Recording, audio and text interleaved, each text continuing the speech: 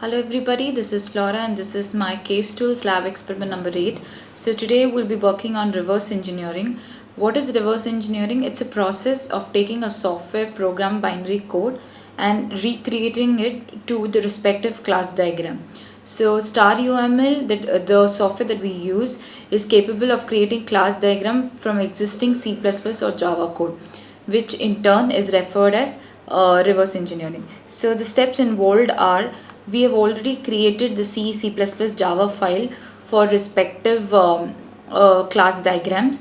So for my given class diagram of course registration, online course registration, the already source code created is having all these class files. Suppose if I edit one of the Java files, I add any another attribute to it. So faculty already has functions like view course, select course, register course, and is eligible, and it has members like name, staff ID, department, and mail ID. Suppose if I had another attribute like phone number, so which would be a new member to the faculty class. So if I have phone number, and all the changes that are made in this has to be saved.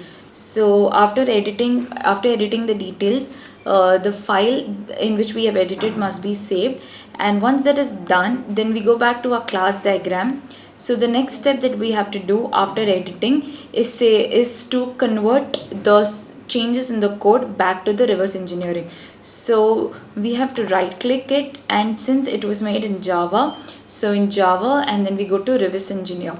Now we have to select the file that we use for all of these, and then add all the files that we want to convert.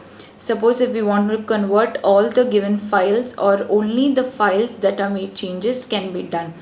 Once that is done, we have to add it and then give next. And since class diagram is a design model, that is why we clicked on design model while doing forward engineering. But this diagram, which is the source code, it's an implementation model. The source code that we do, the converted source code is in the implementation model. We're converting the implementation model back to the design model. So we'll tick on implementation model and next, and then run. So once this is done, Java's reverse engineering has been completed successfully. So when we looked into this, now we edited faculty class, we added phone number. So that attribute is added. Another new attribute called phone has been added. So this is how it is. We had faculty coordinator who didn't have a phone ID, but after editing it and then performing reverse engineering, we have a new attribute called phone ID. So similarly for the other experiment, that is a library book issuer. Now in library book issuer, we make changes in the code.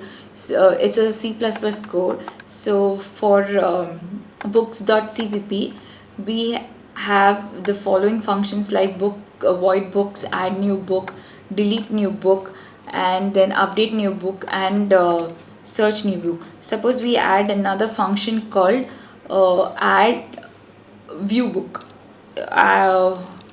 It's another function in this which is view books. We save the changes, and again what we have to perform is we have to perform reverse engineering. Now this time, since we edited the C++ code, we will go to C++ and reverse engineer it. We have to select the respective that we have to do, and select all the files that we have changed to perform its changes in the class diagram. We don't have to select all the functions, only the functions where we made changes can also be selected. Once this is done, when we click on next, and it will generate its reverse engineering, and then the resulting output now which we have will have the view book in the book function. So there will be another function which will be view book. So this is all for reverse engineering. Similarly, it can be done for airport check-in also. We can change any of the say details in check-in. Suppose if we change, we remove one of the details, we remove public void way bags, and we save the changes and perform reverse engineering now on this new code.